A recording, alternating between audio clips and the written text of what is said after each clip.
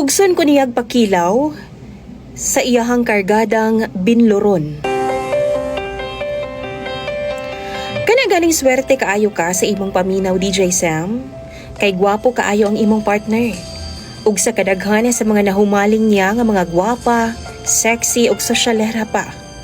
Ako jud ang iyahang gipili nga medyo sila pa gurang na. Itago na lang ko ninyo sa pangalang Laura. 42 anyos na ko ug bago lang ko gikasal sa akong uyab nga si Ronron. Bata pa kaayo ko kung itandi kang Ronron na DJ Sam, kay anaa siya sa 27 anyos pa lang. Kabalo ka DJ Sam?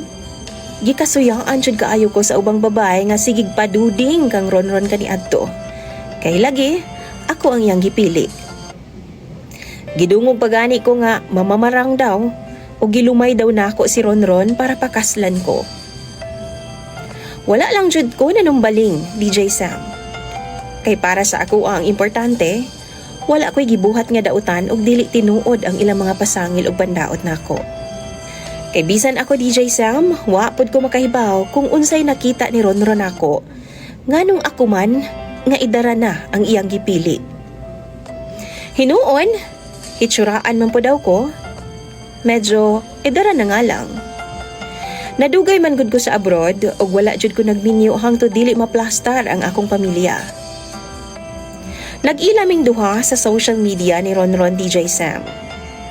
Duha pud mi katuig nga magkarelasyon ug sa wa madugay nagsabot mi nga pag uli nako magpakasal na dayon ming duha.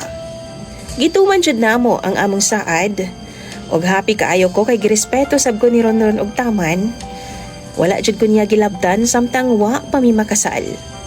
Simple lang ang among kasal, DJ Sam, ug simple lang sab ang reception. Pagkagabi, nagrenta jud mi og kwarto sa hotel, DJ Sam. Ug dito nako sobra ka excited sa dakong bugno atong higayuna. Dili nako first time, DJ Sam, sa kama. Kay nakatry naman ko sa duha nako ka boyfriend kaniadto. Pero dekada na pud kong uga, maong excited jud kaayo ko sa among duhang bugno ni Ronron. Dihang nagbinigwasay nami o gibuhat na namo ng sikat nga posisyon nga 69. Kalit nga na ako'y nalasahan og medyo crunchy man. Mura kog nagkilaw og crispy mix, DJ Sam. Gitry na ako nga baliwalaon pero di jud makaya. Kaysa tinuod lang to ka isyag baho. Maong duol man ko sa switch sa suga, DJ Sam. Akong gipasiga. Ug nitambad sa akong naong ang pisot niya nga tabadidoy. Why tuli si Ronron, DJ Sam? Ug sure ko nga katong akong nalasahan, tik-tik yun to niya. Giluod yun ko, DJ Sam. Wala jud ko mipadayon ug nagmugmug kog taman. Nagmouthwash ug nagtoothbrush. Pagkasunod namong dula duha, nihangyo jud ko niya nga dili na kumukaon sa iyaha. Sa una, okay pa, pero sige man siya padungog-dungog na ako, DJ Sam. Nga lami gyud daw to kaayo. Palingog-lingog na lang jud ko, DJ Sam.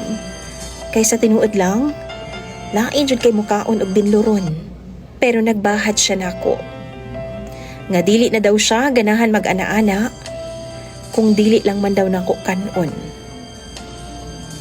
Abot ba, DJ Sam? Feel nako iyaha man jud kong pugson nga mukaon anang kargada niyang binluron. Mao nang hangtod karon, mag 1 month na mi nga walay ana-ana. Ug sa tinuod lang, gimingaw na pud baya ako. Pero murag dili naman ako kaya ang iyang kondisyon, DJ Sam. Kamu daw bi? Unsa may buhaton nako, i-share daw ninyo inyong mga tambag pinaagi sa comment section ni DJ Sam. Salamat pud kaayo, DJ Sam, sa paghatag panahon ning akong storya.